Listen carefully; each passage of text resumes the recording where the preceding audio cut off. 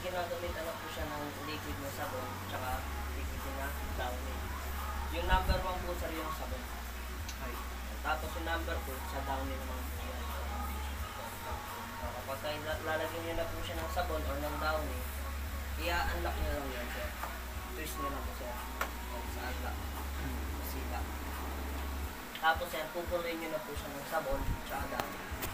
Para si washing machine na po yung kusang kukuha ng sabon tsaka downy. Siya na rin po yung kusang mag-a-adjust kung gano'ng karaming sabon at kung gano'ng karaming downy yung bukuhin nyo. Kasi depende po yan sa pagkuha nyo ng sabon tsaka downy sa dami ng iba ng lalabang po ninyo. O, pagka nalagyan nyo na po, lalak nyo po siya. Twist lang ito. Tapos, pagka lininisin nyo po ito, push down, tapos hila. Pwede ito matanggal sir. Okay. Linis na linis sir. Kailangan din din. Yes sir. Ito rin sir, kailangan din linisin. Kasi minsan may namumuong sabon. Nagiging parang jelly. Ito sir, barabrasin nyo lang po. Pagka ilalak po siya, push lang din po.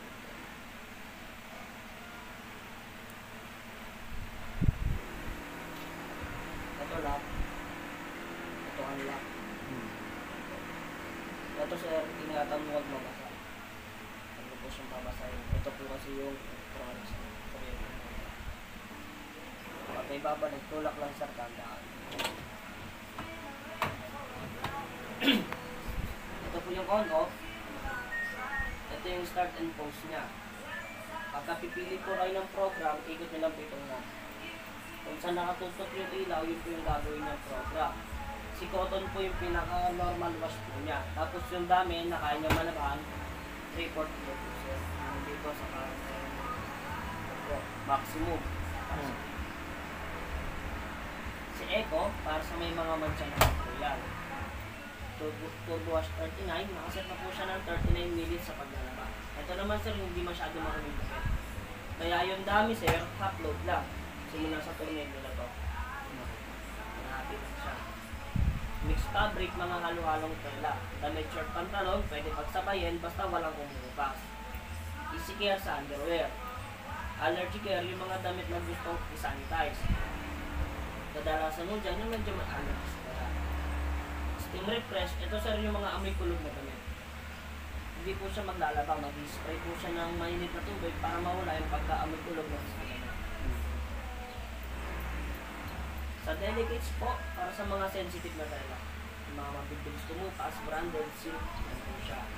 Hand wool para sa mahimulmol or himulmuli na tela, gaya ng towel. Speed 14, yung mga napawisan lang or mga bagong damit. Maximum lang po niyan, 3 piraso lang. Dry only, dryer lang po ang gagawin na sir. Kasi once na naglaba kayo rito, yung mga yan, 80% dry. Kapag gusto nyo pong gawin 100, dry only nyo po. Pero dapat yung item po, half load lang. Simula sa tornillo. Tsaka dapat yung item, pare po, pag short lang din po.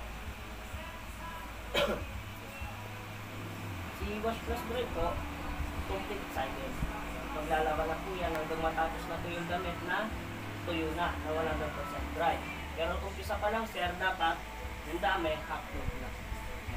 Ganon din po, dapat pare-parehas. Opo sir. Huwag po kayo mag-dryer ng sir mga delicates na damit. Lalo yung mga ganyan, yung print. Bawal po yan. Matatanggal po sa sobrang kung binubugan ng damit. At kung sakaling magagamit nyo ito sir, itong dalawa, si dryer, pag tapos na po kasi siya mag-dryer, may lalabas po dito ng CD.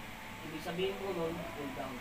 Kusa pong mawawala si CD at kusang mag-a-unlock si washing machine kapag ka na-sense po niya na wala ng init sa loob niya o sa katawan niya. Kasi ang init dyan sir, itong taas, saka itong init. Normal lang po yun.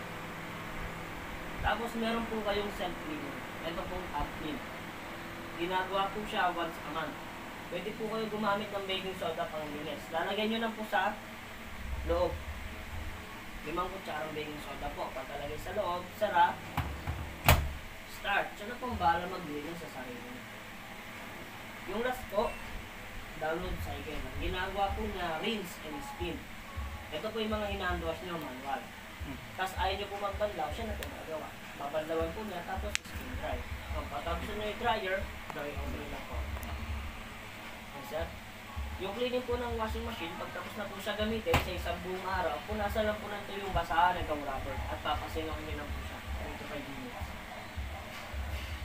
minutes.